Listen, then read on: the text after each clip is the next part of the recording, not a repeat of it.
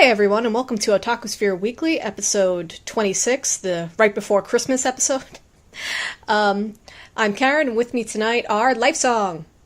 Hello! Sal. Yo. And LB. Hello. Okay, we have the first of our fall shows that have ended tonight that we're going to get to very shortly, but I'm going to start with some general otaku chit-chatting stuff. So LB, what have you done lately? My wife and I held a solstice party this past weekend, and we opened up our gifts, and I got the first collector's edition of Fruits Basket from Yen Press from a good friend of ours, so I've been digging into that. Toru is not nearly as, I don't want to say annoying, as she is in the anime. Well, I should let you know I'm completely Fruits Basket ignorant. So, are you? Yep. Wow. Yeah, it's a really cute, fun story. It's really hard to summarize it. But I will say that in the anime, the main character, Toru, is very eager to please everyone to the point that she can be annoying sometimes. In the manga, it doesn't come across as grating, which is nice.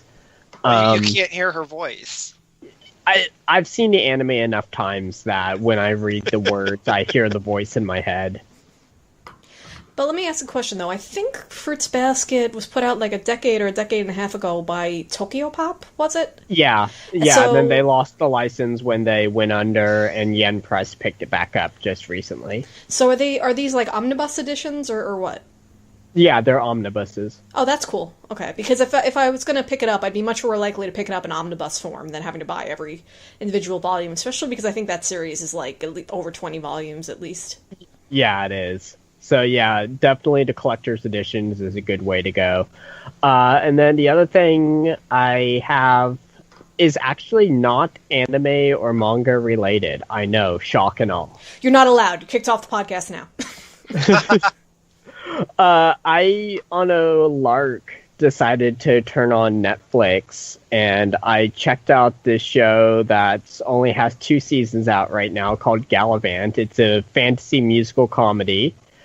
Very funny, very tongue-in-cheek. If you like musical comedy, then you need to check out this show. It's just very funny. See, I'm not sure if I do or not. I think I like musical comedy in theory, but it's probably been so long since I've seen a good one that I don't. It's not something I think of, something I think of that I'm a fan of, I guess, if that makes any sense. Yeah, that makes sense. But yeah, no, this one is a very good example of one. What category is it under on Netflix? Because I have trouble finding things on Netflix, the way they group shows. TV shows.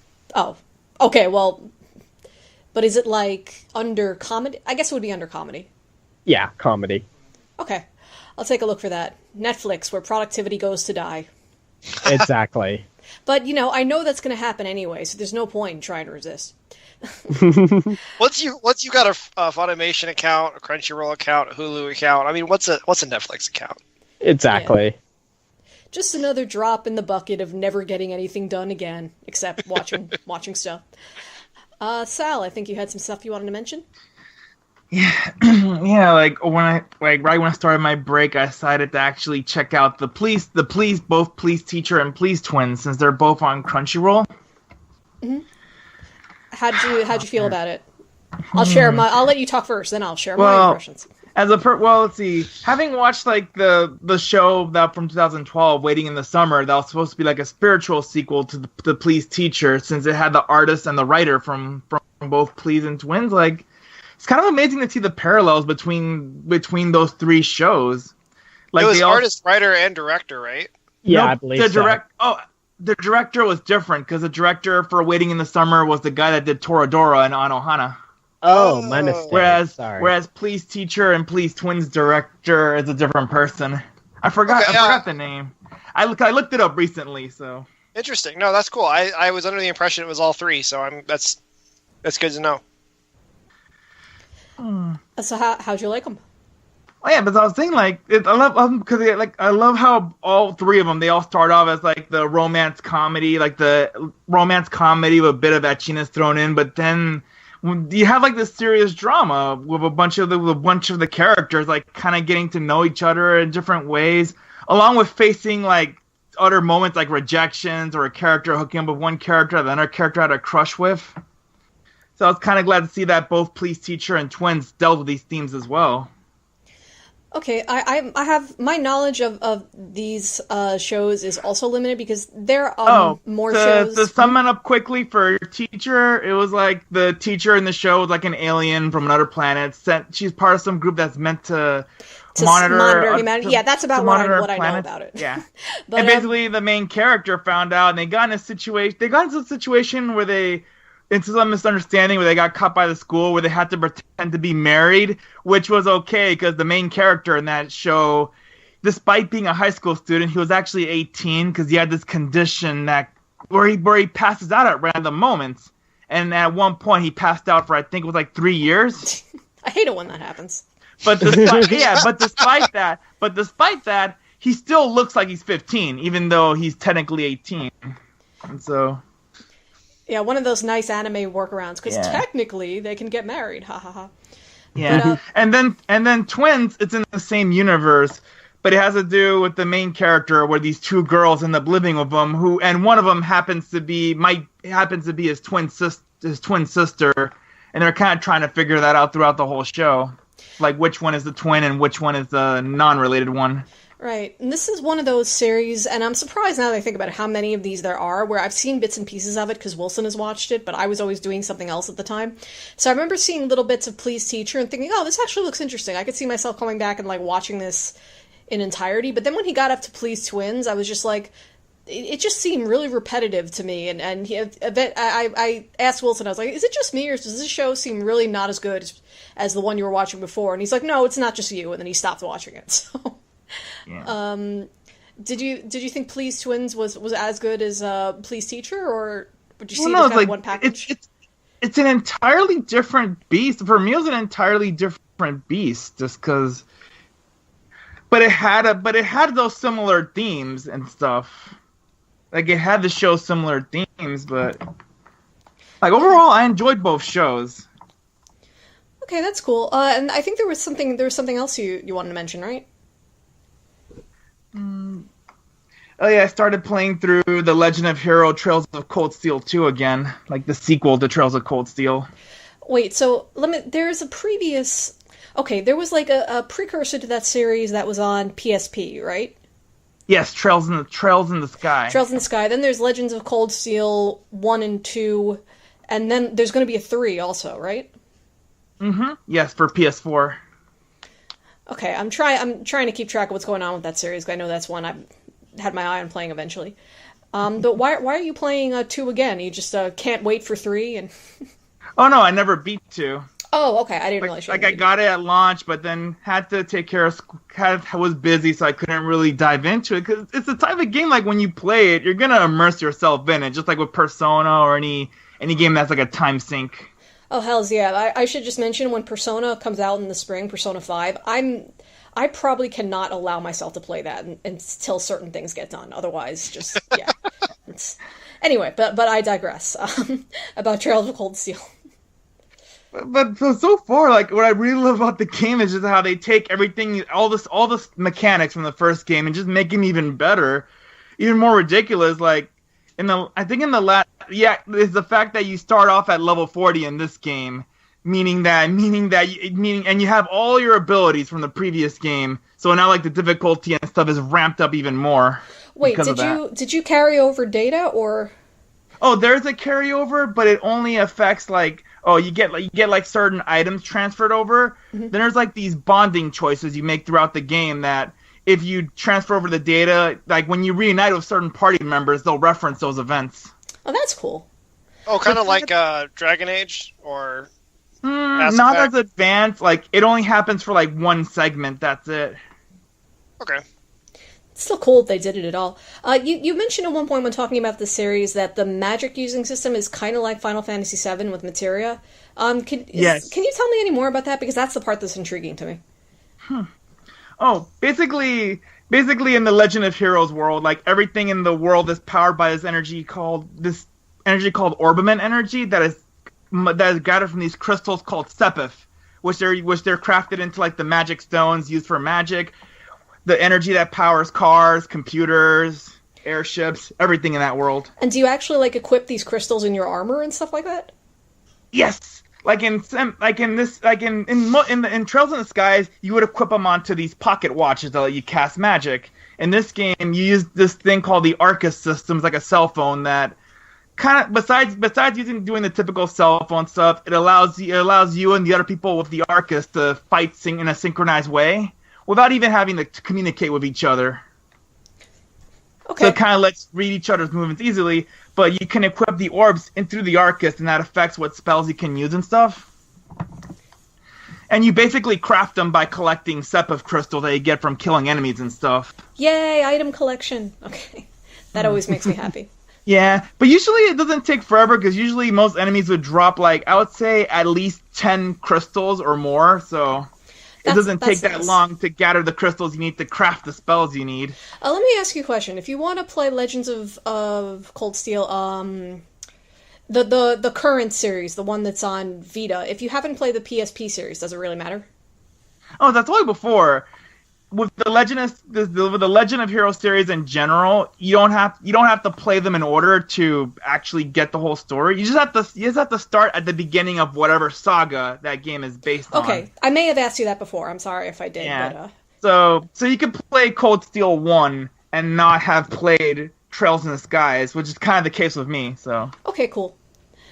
All right. But then when you go back and play those games, then you'll start to see more of like the lore and the overall story that the whole series is trying to tell, which hasn't been resolved yet.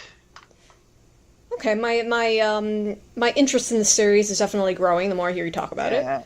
I will say, if you love world building, any form of like story that revolves around politics, economics, and that anything that and other little stories that happen around the world besides whatever's happening, is definitely a series worth checking out.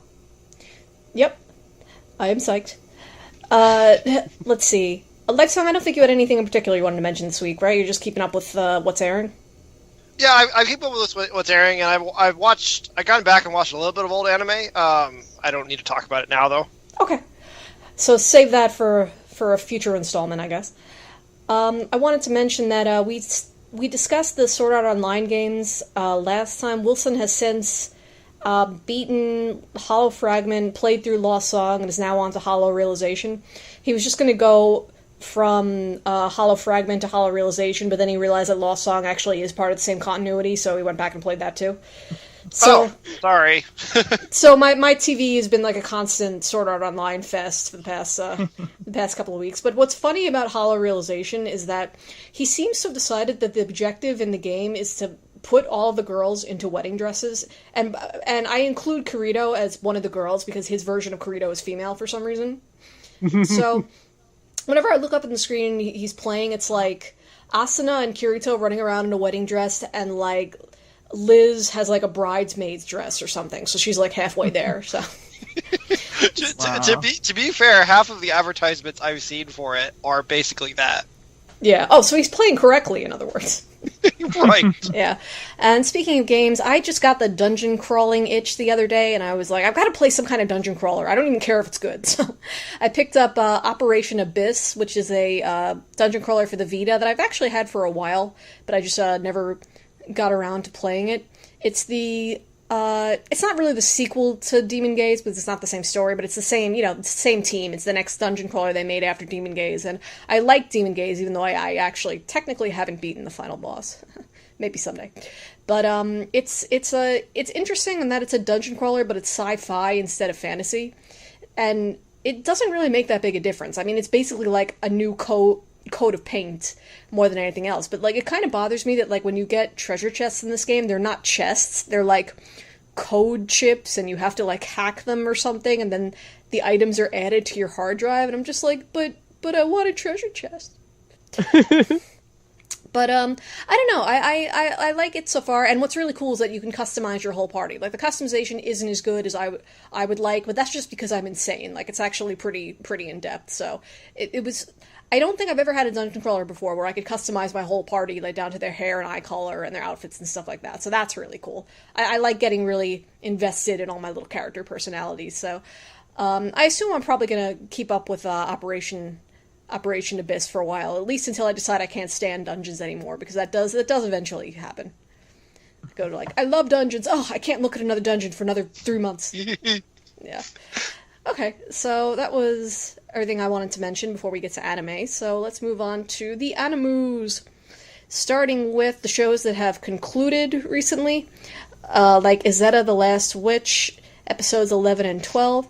I dropped the show, meant to pick it back up, and did not. LB, why don't you convince me whether or not I should actually do that? Well, I mean, you made it as far as you did, you might as well. Okay, I was I meant that as a prompt for you to talk about the episodes, actually. Yeah, okay. I mean, you could just convince me by saying, Karen, your time is worthless. You may as well just watch more anime, but that's not really relevant. Well, I mean, Izetta, it basically ends with Izetta, basically saying, oh, I'm going to go sacrifice myself and take on Sophie, because Sophie is going to, because the Germanians basically have a nuclear bomb.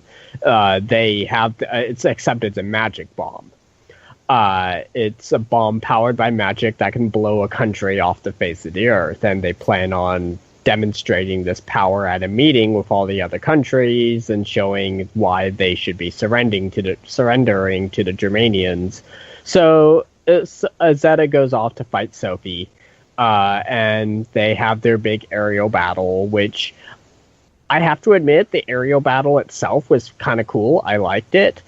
The ending of the series left a little to be desired, in my opinion, though. It wasn't nearly as good as I was hoping it would be. Well, they kind of skipped corners with every storytelling thing they did in Izetta, and they continued to do that in the ending. So yeah. So the last episode is basically Izetta versus Sophie, witch versus witch, big witch showdown. I think basically. I think that the one real selling point of the series is what they did with the political aspect of it, I guess, and the one final twist with Izetta and what they reveal of what happened to Sophie. I guess I can go ahead and say most people have probably seen it or are not interested. Mm-hmm. Go for it. Okay. Basically, one final bit they throw in is that it wasn't the jealous wife that betrayed her in the long run, or that betrayed her at all. It was the king on his deathbed deciding that his nation would be at risk because of this super powerful witch that is protecting them, and he was the one that betrayed her for the sake of his country, essentially. I'm trying to think about that. And yeah, I've been thinking about that for the last, I don't know, however many days it's been since the episode aired. They tie that in with Fine sending Izetta off. I don't know. I thought it was a good moment. It was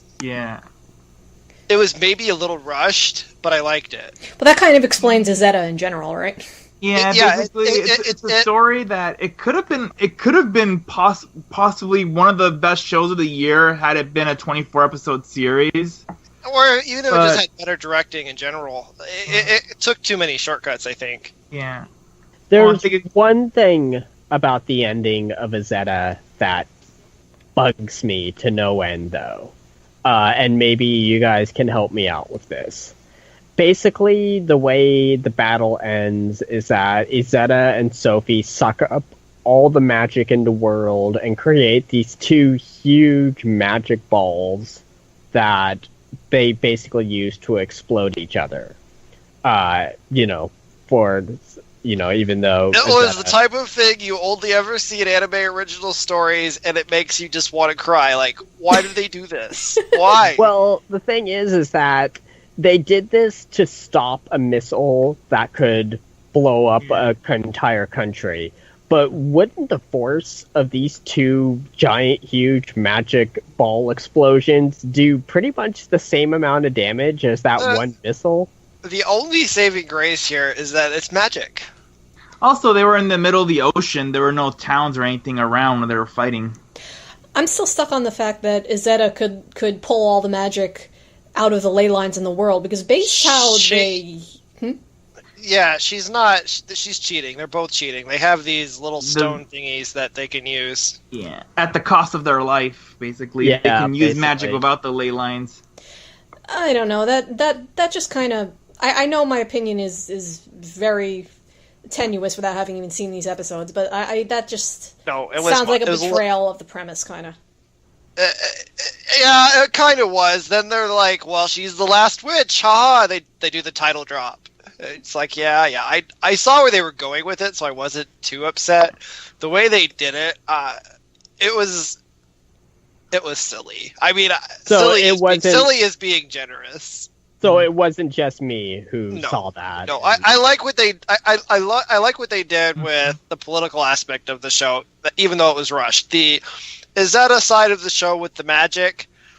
It kind of started strong and it all went downhill. It never went back up. Yeah. Okay, so I'm just glad it wasn't just me who saw that. Was like, okay. Yeah. Okay, it's always upsetting when a show you have high hopes for it disappoints you, and it doesn't even have to be bad to disappoint you. It's just like it didn't do everything I thought it was capable of. Damn it!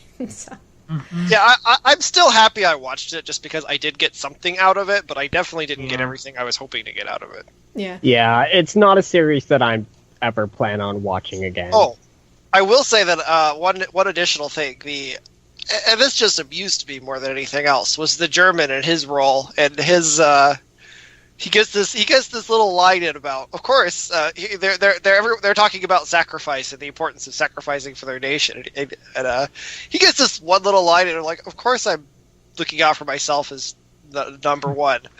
What else would I be doing? There's nothing more important than yourself. That's all you have. And then at the end, they have this little moment where he's going to work for America, and you're like, they're making a comment here. It's just, I don't know. I'm probably not describing it very well, but it was just amusing to see how they slipped that little bit of something different from the message into the mix. Yeah, kind of like how ReZero had a lot of political overtones if you chose to watch it that way. Yeah, that's true. Sal, I don't think you said your overall feelings on the finale. Yeah, I kind of feel the same way like LB and Life did. Like I agree with Life that the war angle and the political stuff are some of the best parts of the show, but yeah, the magic part couldn't be on the same balance. You know what they needed to do is they needed to have magic crystals that they could put into their armor and then cast Faraga. They needed a director who wouldn't use stupid storytelling cheats. Like, Oh wait, I need to look up what that now. I want to look up what that guy's roles were. The one who did Izetta. Hold on. Yeah, I don't actually know who it was. Here I am blaming the director. Story writer. It looks like it might have been this person's first original series from. Okay. All right, someone named Masaya Fujimori. So he's mostly worked on he was apparently the director of that one children's music show, Tribe Cool Crew. Directed one of the fairy tale movies. Was an animation director on some of the Doraemon movies. So yeah, he hasn't really had that many like, oh my god type of stuff attached to him. The only staff that stood out to me at the beginning, he did like the key animation for Yakitake Japan for episode 43 and 50. All right, so he's been around for a while. Because that's just for Karen's relevance, because it's bread. Bread, yeah, thank you. Okay. Yeah, the one staff member I remember from the show, and I did appreciate that he did work on it, was the character designer. It's the same guy who did character design, I believe, did character design for the light novels of Sword Art Online. Oh, nice. Oh, yeah, I can see that. Oh, Karen, another one. Izeta's director did the key animation for episode 7 of Wizards Baristers. Episode 7. I'm trying to remember if that was one of the terrible ones. No, wait. No, all I needed to know is that somebody worked on that show. Yep. Oh, he worked on he was the animation director for episode 24 of Princess 9. Well, that wasn't his fault. Don't kill me, LB. You know I love Princess 9, just not that episode. Oh. He also worked on this movie called You Are Umaso, or something like that. Okay, well, I think we don't need his entire, CV. Yeah. I think we got an idea. But yeah, basically, his record wasn't really that... This is his first original show and his first original directorial debut. Okay. Well, you know what? Maybe he learned a lot, and his next show will be awesome. We can only hope. Hopefully. We can hope. Yeah. Yeah. Okay, so we're going to move on to the next show that has ended. Another one I didn't watch. Ha ha ha. Magical Girl Raising Project 11/12. The end. So, did anyone survive this show? Lifesong? Ripple and Snow White. Yeah, two of them did. That was more than expected. I kind of thought it would end with Swim and Ripple killing each other, and then Snow White committing suicide or something. And, you know and what? as dark as that sounds, told me that would not have been in line with everything else that happened in the show. No, I totally agree with you. That would have made absolute sense. Yeah, no, I thought that she was going to do that to get back at Fav. That was what I was expecting to happen at the end of the episode. But instead, they did a couple of little neat things with elements they introduced much earlier in the show. Snow White does pretty much nothing the entire show. And at the very end, her power is the ability to essentially tell when somebody... To read somebody's mind when they're in trouble and tell what they're thinking so that she can help them. Well, at the end of the show, you've got this Kyubey-like mascot, and he's panicking internally because if they destroy this little device, they kill him.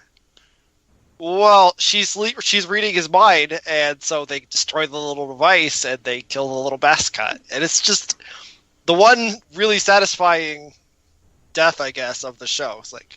It's about time. You don't expect the mascot to get killed. I don't know. Yeah, you really don't. That's really don't. Crossing a line. But it had already crossed the line in so many ways because of him, though. Yeah, so what does Snow White do after this? Does she just dust herself off and be okay, I'm gonna go save people now, I guess, even though all my friends are dead? Yes. Yeah, I mean, that is basically what it is. Her and Ripple survive. Ripple is helping her learn how to fight, and that's kind of the epilogue scene of the show. Basically, this whole test that they set up was set up by the magical society of another world or whatever, and there was no reason that any of them needed to die. It was really just because Fav and his partner who were running the contest were sadistic bastards. That was why they were killing them. Basically, yeah, they decided that they mentioned that in previous tests they had them collect candies or do heroic acts, but Fav and Cranberry decided that was boring. So this time they decided that they were just going to have them kill each other. It's the complete opposite of how they sell Kyubey in I can't even think of it, Madoka, where he is trying to save the universe. No. This little bastard is just causing chaos because he's bored. I don't even know what to make of hearing about the constant darkness and death in the show. I mean, it seems like you guys are glad you enjoyed it and are glad you watched it, but I'm kind of left without any sort of where do we go from here? It was actually really good. I mean, I cared about most of the characters. I think the only one I can think of off the top of my head where I just really hate that character was Calamity Mary. Which is funny, because she was the one I heard people talking about, on Twitter, really, but people seem to like, so I don't know. Well, I mean, she was interesting, I suppose, but she was, after her scene where she starts shooting people on the highway, like random people just to piss off the other magical girls. Yeah, yeah, I could see where she wouldn't be on your list of favorite people. Yeah, and not a person, but Fav, obviously. I mean, I just hated Fav by the end of the show, and it was a nice twist that they actually included his little execution scene, and it's not even a gory execution scene. He's like bits. I don't know. He's like a magical familiar that is computer bits, but he's just evil. Let's see. I mean, would you like LB? Would you watch another season of Magical Girl Raising Project, or does that seem totally unlikely? No, I would watch another season of this. I want to show this series to other people. Honestly, in the category of series that are in their first season or just plain non-sequels, this is my anime of the year. Wow. Yeah, really? it's pretty high up. I don't know if I'll give it anime of the year because I watched like, I don't know, 50 shows. I need to think about it. It will be up there on the list. It was just really good. I mean, and it had a definitive ending too. It's not like we're left needing a sequel. Yeah. I know that it has more novels, but my understanding is that the next novel picks up with a whole new cast. And it kind of needs to. All the villains died. Everyone else died. I don't know what else they would. Where else they would go with that? Okay, Yeah. I think I'm kind of surprised because I think after I stopped watching the show after like episode 2 or something, I thought it was going to get to a point where you guys are just going to be like, I'm just tired of them killing everybody off in Magical Girl Raising Project. I'm done with this. But that it never really, they kept it interesting enough that never happened. Yeah, the thing is that while they get really violent and brutal, they don't do it every episode. Like, you never really know what is going to happen. Like, it'll be all peaceful, and then Swim turns around and slits her ally's throat. And you're just like, what just happened? Yeah. It never stops being shocking when it happens. Yeah. Even though you know that people are going to die. You know what's going to happen. It's the, like, you know how in anime you typically, and especially in a magical girl type of show, you expect there to be some shouting for an attack name or something. So when there is no words whatsoever is raining and you just see the weapon swing and the blood spray, you're like, did that just happen? Yeah. I mean, it does seem like the show pulled off a pretty amazing feat of managing to... I mean, any show can do something shocking once, but to like keep pulling that off and keep you interested while they do it. Yeah, so I mean, it's pretty cool. there was what? Was it 16 girls? 12? Yeah, 16. They kill, what, 5-6 of them in a single episode? Yeah, something like that. Right? Yeah. And, and the episode before that, I don't think anyone died at all. All right. Well, I'm glad it worked out well. Maybe, I don't know, maybe now that I know to expect to be shocked, I'll be able to go back and watch it, because it definitely sounds like the kind of thing Wilson would want to watch. He actually just started Drifters, so if you ever, after Drifters, he might go to Magical Girl Raising Project. Yeah, it's really worth watching. It's a show that I want to show to a bunch of other people that I know, because it's really good. Like I said, it's my anime of the year in the first season non-sequel category. Cool. Okay, so we're going to move on to other shows that have ended. So Kaiju Girls, I confess, I have not seen the last few weeks of Kaiju Girls. I just couldn't muster up don't the bother, issues. Karen. I thought you were going to say that. Yeah, you don't bother. Did you they didn't even miss anything. Did they even have a fight at the end or anything? They did, but it just ended like that. Nothing really worth writing home about. Okay, so that was definitely our disappointing short of the season. Not that there was... Well, I'd say there wasn't much competition, but actually there was Crane Game Girls Season 2, which we didn't even try watching, so who even knows? Like, which is worse, Kaiju Girls or Crane Game Girls? Kind of like a dead heat and a merry-go-round there. May we never know which of those shows is worse. Even though I was the only one watching this, I just wanted to mention that Scorching Ping Pong Girls just ended. And that anime did something that I thought was cool, where they did, like, the tournament arc. It wasn't even a tournament, it was just, like, a joint practice. But they did, like, the matches and competition in the middle of the show, and then the last arc of the show is just them going to training camp and developing their skills. So I actually thought it was really cool that, even though it's a sports anime, they didn't follow the standard formula. So they just what? Like, they reversed it? it didn't really feel like a reversal because they were still honing their skills for like the upcoming tournaments and stuff like that.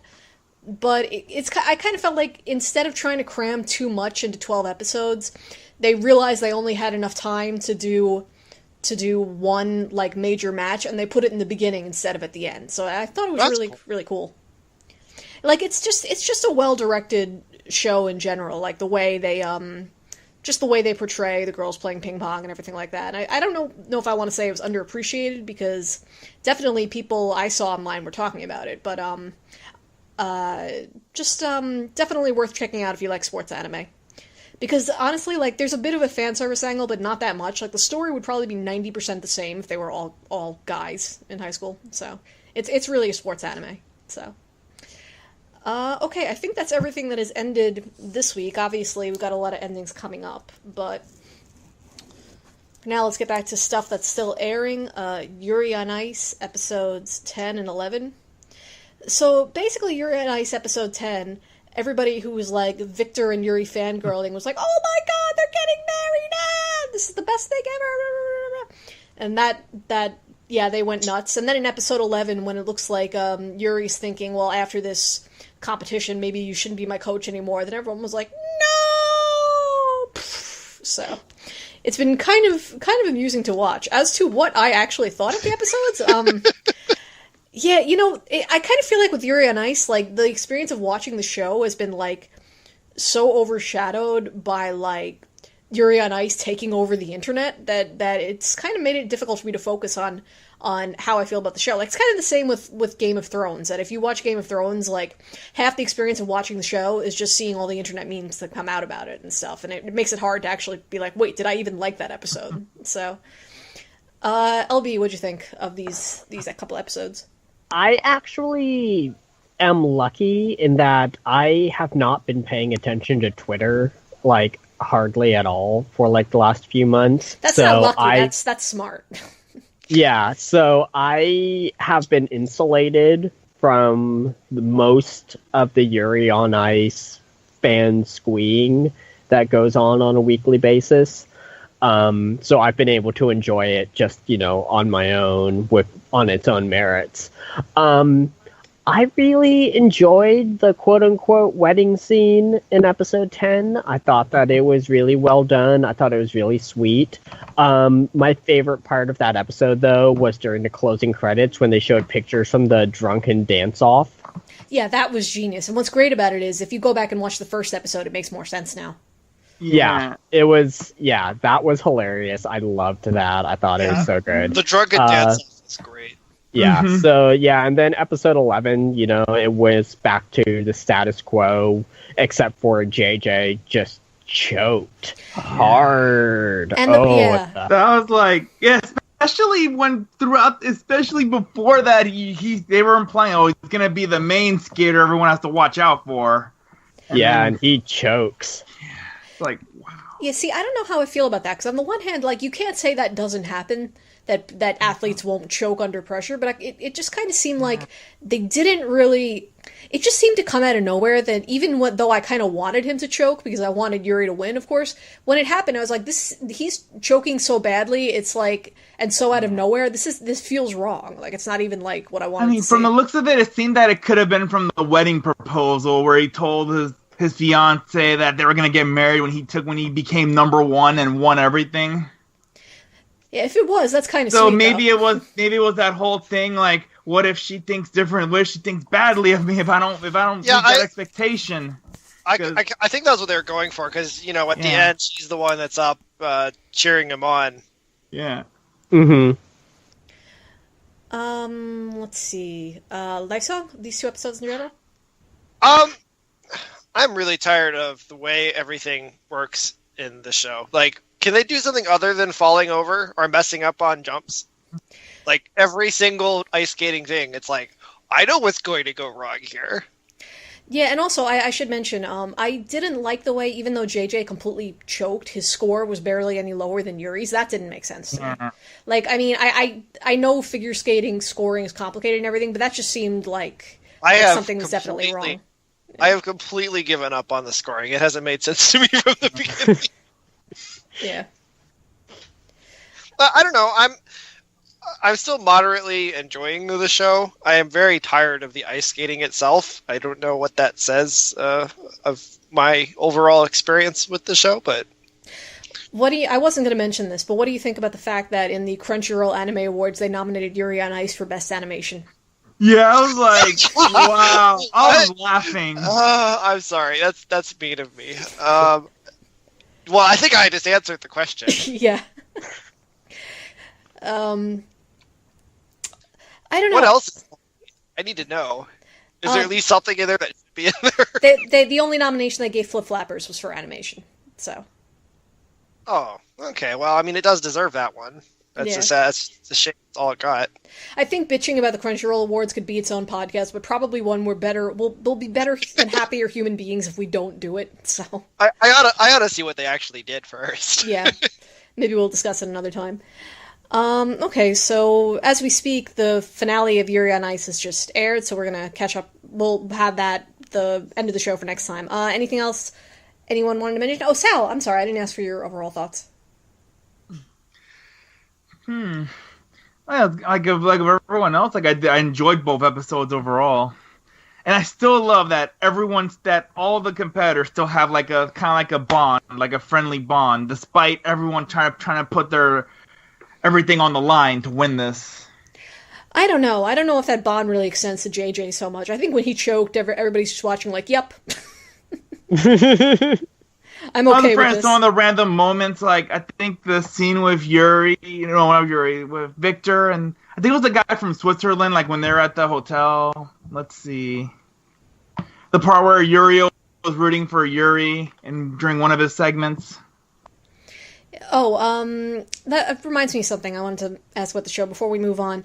When Yuri says at the end of episode 11 to Victor, like, after this competition, let's end this, is he thinking that it's wrong of him to keep Victor away from skating because he thinks Victor still wants to be competing, or does he think Victor really wants to be coaching someone else like Yuri? I wasn't sure what Yuri was misinterpreting, really. LB? I think that your first theory is correct. I think it's more that Yuri doesn't want to keep Victor from skating anymore. I think he believes that Victor misses skating and competing, and that the sport needs him to be a competitor rather than a coach. I think that's what he was going for with that. That was the impression that I got, at least. Yeah.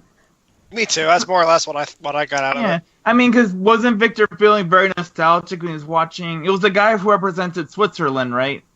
The one with the blonde hair. No, he watched. I think. Wait, is Chris Switzerland the sexy one, the supposedly sexy one? Yeah, the gross one. Yeah, and then he's currently the oldest competitor right now. After Victor left to become a coach. Yeah, and he also watched little Yurio break his all-time record, so that had to stir up some feelings. Mm-hmm. Okay, so I'm excited to see where that goes. Moving on to Keijo episodes 10 and 11. I am still really on board with this whole battle thing they're doing, but I'm actually having trouble remembering what even happened in episode 10. Oh, was episode 10 the Gate of Bootylan?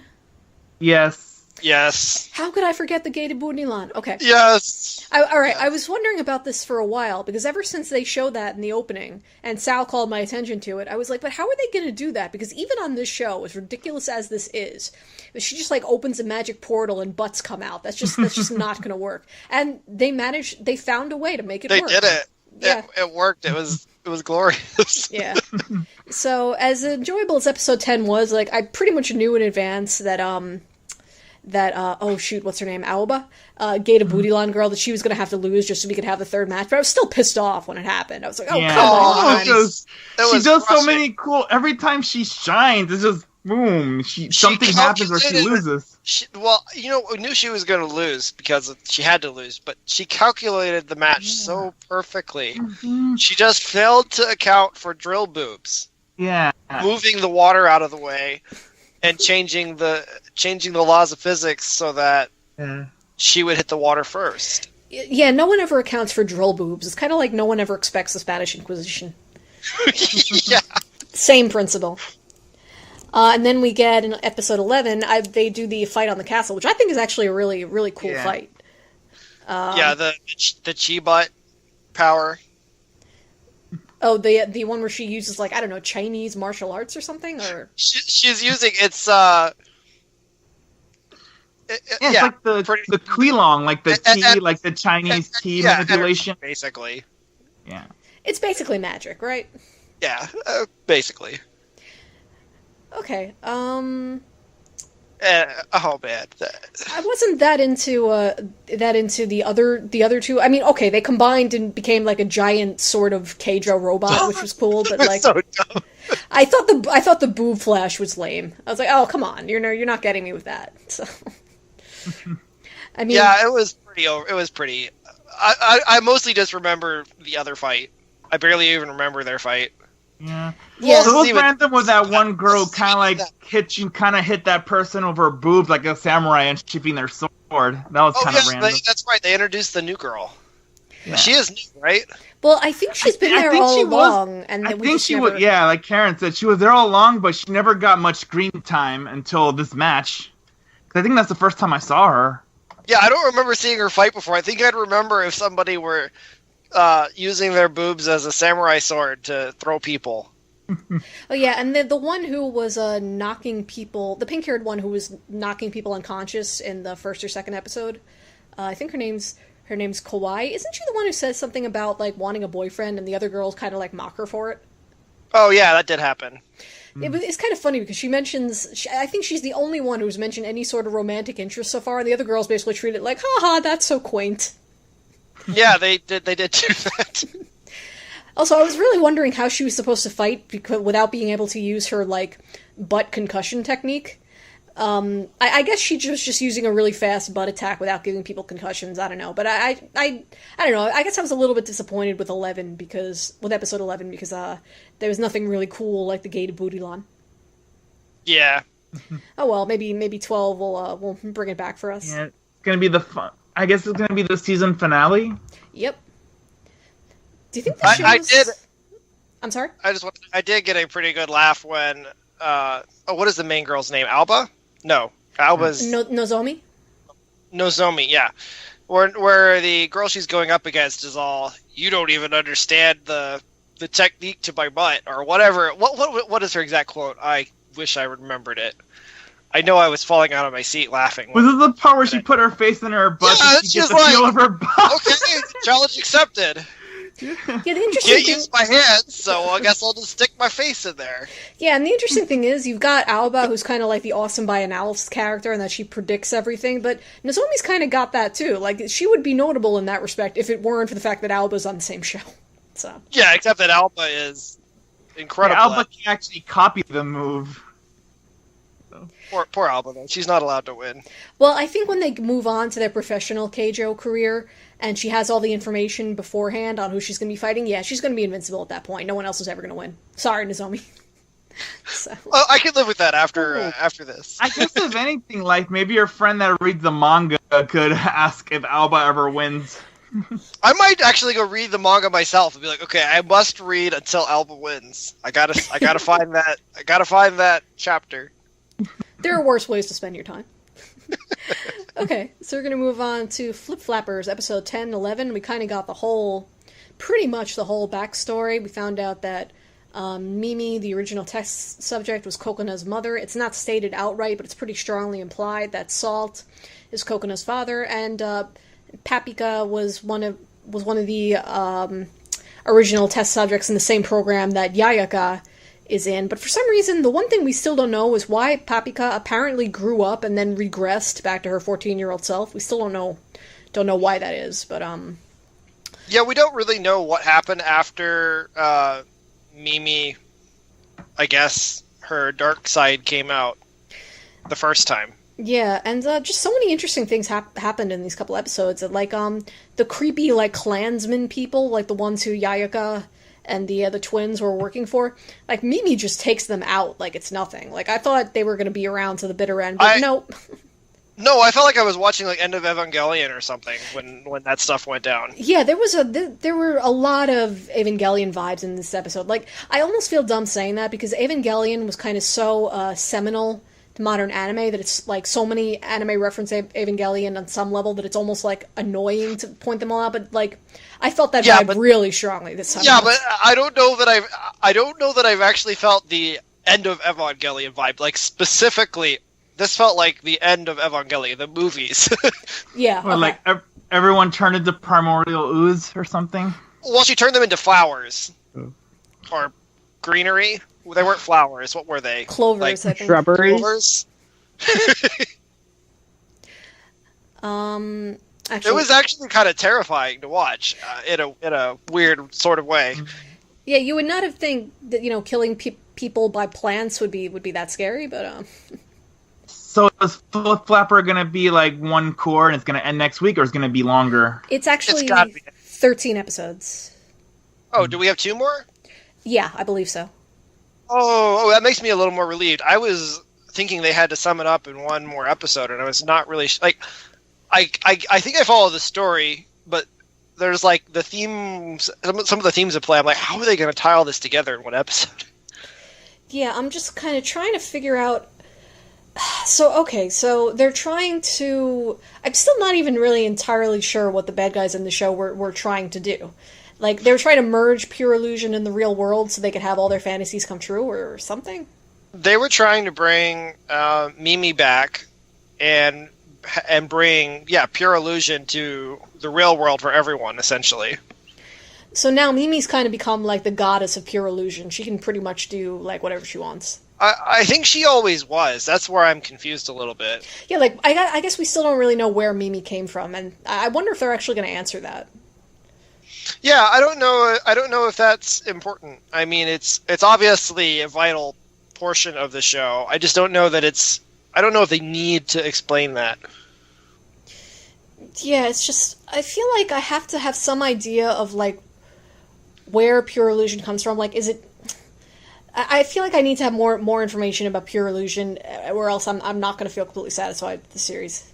Yeah, I wish that like they've done the whole ambiguous thing all along, and it's worked right up until these last 2 episodes. And these last 2 episodes, it's like you're tying a lot of things together, but in doing so, you're dodging things that you need to not dodge. Yeah. And also those scenes where Mimi has baby Coconut and like the guards at the research facility are like taking baby Coconut away from her. That like I didn't literally tear up, but I was just sitting there like, oh no. Yeah, no, that was. Yeah, I agree. I don't know if that was actually really well done, or if I'm just such a sucker for that it doesn't even matter. So. No, it was a good moment for them to bring out the dark Mimi and her line to Salt. You failed to protect her. It brought that home. So I don't know. Yeah, well, at first I was thinking, because you kind of assume, I think a lot of people assume throughout the show that Salt is just kind of like Gendo, and he's just like, aloof or whatever. And I was thinking, okay, well, why, if Salt was Coconut's father, did he have to be such an aloof asshole to her? But I was thinking, what was he really going to say to her? Okay, your mother was a test subject who I had an affair with while I was supposed to be studying her. And yeah, then, how would that conversation go? or the fact that the organization is still around and kicking, and he's essentially in hiding. Yeah, so I feel like I feel like Salt. It's not that he was aloof and terrible. It's just like he had no options. He was trying to figure out a way to like stop his former employers, which required Paprika and Coconut's help. But I don't think he really knew what to do beyond that. He was not like Saltine genius guy. I guess that's like the biggest question that's left is what were they really? What is pure illusion? Yeah. What is pure illusion? I mean, we know what they wanted to do with pure illusion, kind of. We don't know what Salt wanted to do. We know what the organization wanted to do. But what is it? Yeah. We have vague hints, and maybe those are enough. I almost feel like now that I've seen these last couple of episodes, if I rewatch the whole show, I might be able to. I might get more. Mm. I don't know. Well, I think you could, because it does involve going back into people's memories and things. I think you could say it's kind of like this, like, the whole collective unconscious of everyone or something like that, but that also seems like kind of a pat answer to me that I don't know if I really like. It's just, that's what I would guess based on everything we've seen so far. But Pure Illusion, I mean, they've said just enough more to let us realize that this is Mimi's, like, the surface level of it is like Mimi's imagination or something. Like, even now, Mimi is in control. She's back in the world, the part of Pure Illusion that Kokono first goes into in the first episode. Yeah, that's true. Second, yeah. So, and they mention that those little boxes they go into were created, or they're designed to pinpoint locations in Pure Illusion, which essentially means, well, okay, it's a limited thing. It's not all of it is the red portal. The red portal, and they make the distinction with the red portals. The red portals are what you're going into when you're going into somebody's subconscious. My brain hurts. I think that's the problem I was having too. It's like, I think all the pieces are probably here. I just they gave it all. They gave all the big reveal stuff and a huge backstory all at the end. We didn't know anything till then. Yeah, I mean, I'm really curious to see how this is all going to end. I have faith that whatever they do, I'm probably going to like it. I may not be perfectly satisfied, but I don't think the people who make this show are, like, capable of making a bad episode. They don't know how to do it. It would be surprising if they managed to end on a bad note. I agree. Yeah, okay, and that brings us a perfect segue to Otakusphere, episodes 11 and 12. LB, I was so ready for this show to be over when I watched episode 12, which was earlier today. I was so ready. I had, like, a little, like, Otakusphere baseball cap on, and I was, like, waving a flag or whatever. And then it's like, oh, wait, there's going to be another episode. It's like, really? Really? This show has become so tedious to me. Do you feel differently? No, I'm right there with you. Within 10 minutes of episode 12 starting, my attention I was literally having to force myself to pay attention to what was going on. Yeah, I think that happened in the previous episode, too. I was just, after a couple of minutes into the episode, I was just sitting there like, when is this going to be over? Yeah, and the best part of it is that I'm going to get to watch it again because my wife is going to marathon it all, and I know that I'm going to probably be in the room when it happens. You could beg her not to. I could, but that's not going to happen. Okay. Yeah, so, yeah, but it's just one of those shows. But this is definitely, like, a show where it's like, okay, yeah, I'm so ready for this to be done. Yeah, although, just without just belaboring the point that it's not very good, I just wanted to mention the final plot twist that the raging producer guy is like, I don't like you anymore, Heavens, you're bad, you'll never work in this town again, ha ha ha. And, like, that's supposed to, like, completely demoralize Heavens or something. But you know what? It doesn't make any sense. They're super popular idols. They could just sign with another agency. Why would that depress them for even, like, 1 moment? They'd just be like, screw you, Dad, I'm going to sign up with Shining Saotome. He'll take anybody. Yeah, totally. Okay, so we can conclude that in addition to being dull, Otakusphere also makes no sense. Yeah, basically. So it's dull and it has bad storytelling, and those are separate elements of it. Yeah, basically. Good to know. I suppose to you could have fair, To be fair, Otakusphere had started off on a really good note. It's just after 4 seasons, it's kind of used up its charm. Yeah, this was kind of like the season of contractual obligation. Like, well, we said we'd make another season, so here's some Muto no Prince-sama. And it's kind of... Yeah, basically. Alright, so let's move on to greener pastures. March comes in like a lion, and we're actually... The last episode we really talked about was 7, and there were, since then, 8, 9, and 10 have aired, and I really, really like this show.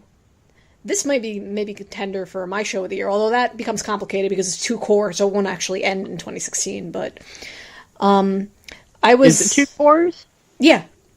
Oh, I didn't know that. What did you think of his late night visit from Kyoko?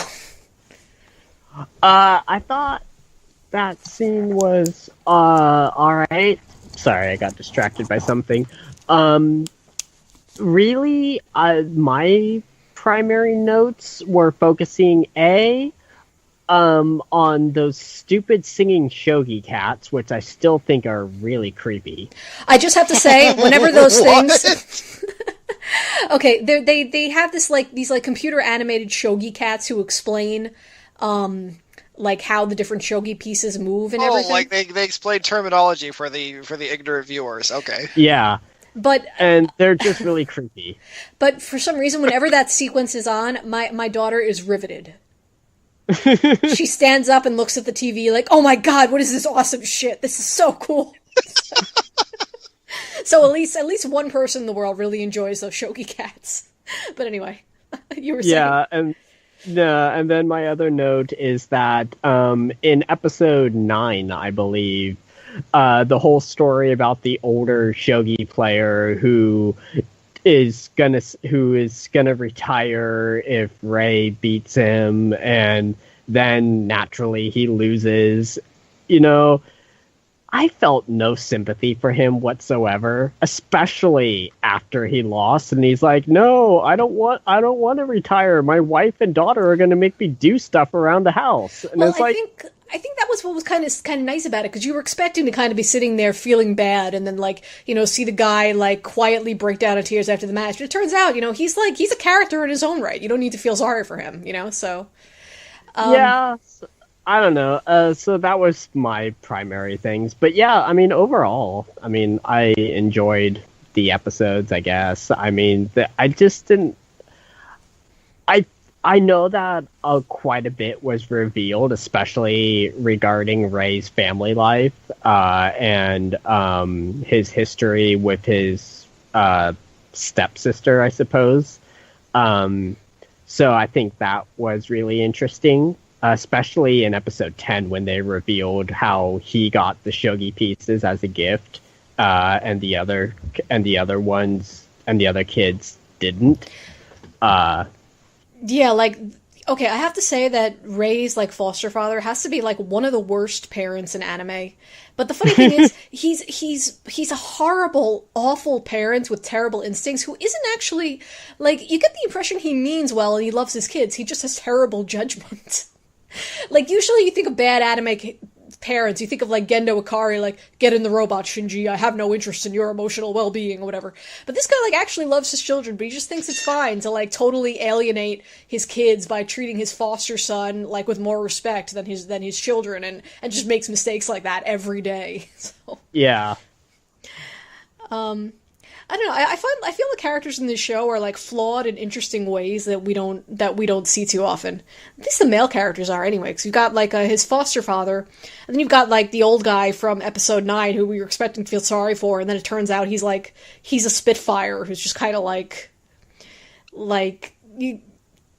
I liked him actually, just because I love it when older people are actually presented with vivacity instead of just being the nice, wise, kind old gentleman or lady, But I just really like this show's approach to character. And I think it's interesting that we really haven't seen the three sisters pretty much at all in the last couple episodes.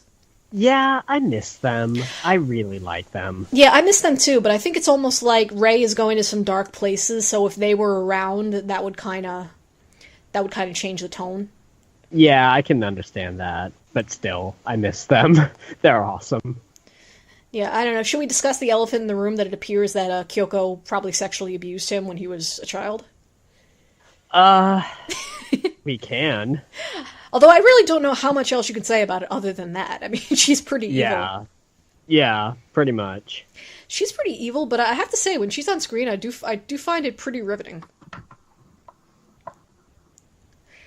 It's just the way the show's directed. You can tell he's probably always going to think of her as, I don't know about his nemesis, but he's always going to think of her as, this, powerful figure he can't overcome or something, so. Mm-hmm, yeah. Okay, I get the impression I'm, really, really psyched about the show, and you're enjoying it, and you're just kind of, eh. I think I need to catch up. Yeah, I think you do, too. It's really good. But, yeah, there are just definitely certain elements that I feel more strongly about than others. Kyoko, I'm just not... When she's on the screen, it's just okay, she's there and she's kind of a bitch. Yeah, I can see where you'd just be like, well, why do I really care about this character? Because she's clearly just such an unrepentant asshole. Yeah.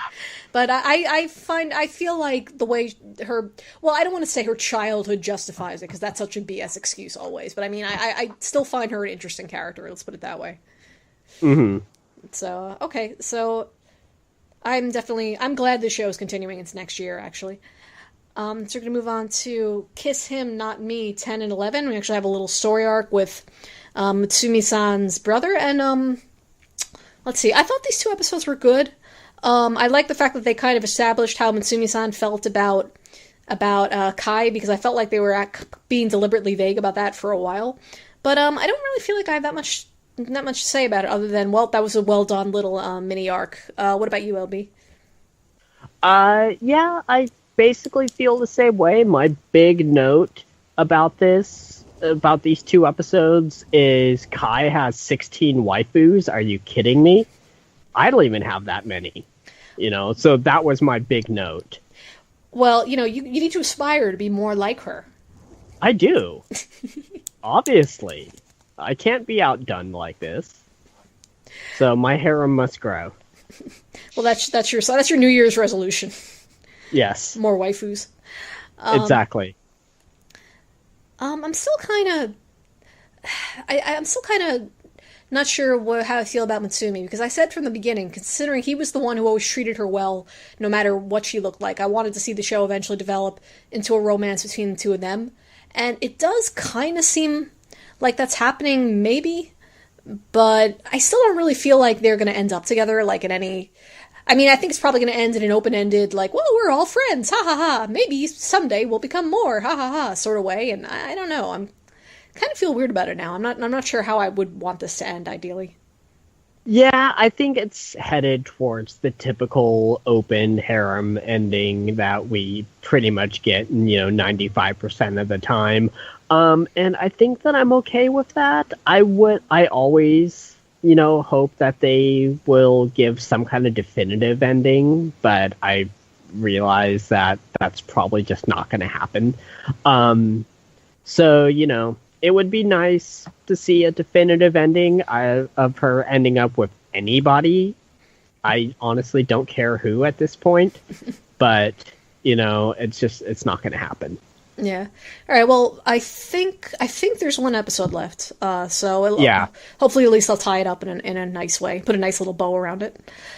Okay. So we're gonna move on to Drifters. Drifters is up to episode 11 now, right? Yes. Yeah. I've only seen episode 10 though. I didn't see episode 11. Don't know if I remember which what. Well, more importantly, I might spoil things for you. That's fine. Go for it. More importantly, Lifesong, how's Jesus doing lately? He seems like he's not doing so hot. Like, part of him fell off, and he's all telling this other dude, don't tell anyone. He did just get himself a dragon, though, like a one that's like massive. Jesus has a dragon. Okay. Yeah, he conquered the Brown's dragon. He gave it cancer, and he's like, you will work for me or you will die. And then he's like, okay, fuck, take away the cancer, I will work for you. And then he took away the cancer. Yeah. That is exactly what happened. I could not make that up. Not lying. That is exactly what happened. Wow. So is Drifter going to end next week, or is it going to continue after this year? I think a lot of people are hoping, like they formed a studio to make this show. I think a lot of people are hoping what we're going to see at the end of the episode is an announcement for season 2 of next episode. But they're being tight-lipped about it right now, at least from what I've seen. Well, based on statements that the Crunchyroll people have made, at least via Crunchyroll, it seems to be quite popular in the West. So, not always a good reflection of how it's doing in Japan, though. I don't know how it's doing in Japan, but it's a really fun show that's more more thought was put into it than you'd expect. Like, I don't know if I want to call it an intelligent show, because that's like, what does that even mean? But it's smart about how it goes about the way it does things. I'll agree with that. I will say, though, that after this season, I'm probably going to just move on and not go back to it. I'm not going to watch it again. I'm not going to watch a second season. I'm done with this one. Aw. See, I've still only seen like 1 or 2 episodes of Hellsing, so maybe I should actually like finish that one day before I take on Drifters. I don't know. I actually like Drifters more than Hellsing. Where in Hellsing, it's like, you know what's going to happen every single time. Alucard's going to kill everything. And it's going to repeat that way until the very end of the show. There's some similarities to that sort of feel in Drifters, but they make a distinct difference. Like there's one scene in particular where they kill all the people that were sexually harassing the elves, and there's this one guy who's like, I just got here, I didn't do it, and they're like, okay, and they don't kill him. And it's like, no, they would have definitely killed that guy. It'd be like they would have blown his head up and it would have been gory and nasty, and no, he's fine. They call him like Dote-kun or something now. They just, he's shown up again even. Okay, I have to ask, maybe you won't know until the final episode, but who's better, Drifters Jesus or Bakuon Jesus? They're so different. Yeah, you can't That's compare not fair. They're not the same character. That's apples and oranges. I mean, one of them gave humanity motorcycles. The other one gave a dragon cancer. Yeah. I don't know. It sounds to me like Bakuon Jesus is much more fun to hang out with, I gotta say. Yeah, he's probably... Yeah.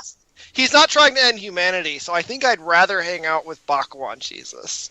Okay, I'm glad we formed a consensus on this important issue. The most important issue. What about a comparison to the Jesus from that one manga with Jesus and Buddha living together in an apartment? I have not seen that, so I can't comment. It has to be an anime that aired this year for comparison purposes. It's an arbitrary rule I'm making now. Yeah. I think they did make a couple of chapters into an anime, if I remember correctly. Yeah, they got a movie. It was called Saint Young, right, or something like that. Yeah, Saint Young Men. Okay, so the last show I have on my list is a Girlish Number, episode 9 and 10. I have no memory of what transpired in 9 versus 10. They kind of blur together in Girlish Number, which isn't a bad thing, but it's just... life caught up with it, so... Yeah. Yep, I'm all caught up now. Memory. And it's pretty depressing because a new young and fresh talent has burst on the scene, has kind of taken all of, what's her name, Chizuru? Taken all... I think that's right. Taken all of her thunder, and she seems to be, like, slowly realizing life is not going the way she would like. And it's almost like... I kind of want this show to go to a kind of sad place and have her, like, eventually fade out of voice acting and do something else, just because that would be so novel. But, I mean, I figure there's got to be some kind of reversal here, and then she's going to get a great role and realize she actually cares about voice acting and that she has talent or blah, blah, blah, blah, blah. And it's like, I don't know, I'm in a really weird place where I, like, want the show to make the characters miserable, and I don't know what that says about me. Yeah, no, I actually kind of... watching it is, this last episode in particular, I just came away from feeling really depressed, but I want to see her quit. I mean, if I knew her, if she was a friend of mine in real life, I don't know that I'd be able to tolerate her, but that's beside the point. Yeah. I think I would tell her, you should quit. You should find something else where you can be yourself, and your apathetic energy toward life won't ruin your career. Yeah. Oh, and she's Chitose, by the way, not Chizuru. I remember. Chitose. Oh, okay. Right. I had a question for you, though. You know that the girl who's kind of her replacement, who actually thought the anime that Chitose was in was really good. She's really she really liked Chitose. Yeah. Now, do you think she actually was sincere, or is she actually, unlike Chitose, a really good actress? Excuse me. A really good actress and just pretending she really liked the anime because she wanted to ingratiate herself with the production team? I don't think they're going there, because if she had any self-awareness, she'd realize none of them really think that highly of Chitose in the first place. Yeah, I guess you're right. I just thought it would be kind of like an interesting little irony if the person who replaces Chitose is also a total bitch, but she's a bitch with acting ability. I could see them doing that, but that would just be so heavy-handed. Is that the word? I don't know that I would want them to do that. Yeah. And at the way the last episode ended, I think we're finally going to learn what the deal is with Chitose's brother, who apparently also only had one lead role and then went into voice acting management. I wonder if the deal with him is... I could be wrong, but I wonder if he felt like he just got a lucky break and really had no talents, but he thinks that for all of Chitose's nonsense, he actually does see talent in her, so he doesn't want her to have the same experience he had, or something like that. That's just kind of the feeling I'm getting right now. That's kind of the vibe I got too. I like the part where he's talking to the... Who is he? Producer? Owner? I'm honestly confused about like who works in what role in this show. I've given up trying to figure it out. Yeah, well, it's hard to follow because they all seem to be useless. So yeah. But he has that one moment where he gets all dark in the face and pretty much is like, "Well, she's as garbage as you are. No, of course I have to cut my losses." Something along those lines. And then Goto walks away all depressed, and the bartender gives him a drink, and he's like, "Yeah, you're a good actor." Yeah. So it just gives us a little bit of hint that maybe Goto, he gave up on his career. Maybe he had talent, maybe he didn't. But I think where they're going to go with it is somewhere probably more positive than what either of us are wanting it to do. Yeah, which doesn't mean if it has a happy ending, I'm going to be like, boo, I'm mad I picked up this show. It's just, No, I wouldn't either. Although I wonder if I kind of want a dark ending for a Girlish Number just because it would be so rare and unusual, or because it would actually be better for the story. Like, I don't even know if I can tell the difference at this point. I think they could go a couple of different ways with it and still do something meaningful. I don't know. It hasn't been like there's a one strong theme I've pulled away from the show going through it, other than, wow, Chichose's apathy is ruining everything for her. And, there's a dozen different ways they could fix that. Yeah. Okay, so still, the show was, I don't know what I was expecting, but the show was still way more interesting than whatever I was anticipating at the beginning of the season. I thought I was probably going to watch 2 episodes of this and be like, eh. Yeah, it's actually really good. It took me a little while to even admit that to myself, because I think I was in like physical pain watching the first half of it. I don't know. Yeah. Okay, so I think we're done for this segment of, this episode of the podcast. We will record again after Christmas when a whole bunch of things will be ending and we can discuss what lived up to expectations and what is like Utapri, I guess. Okay, so thanks for listening, everybody. Good night. Good night. Have a good night.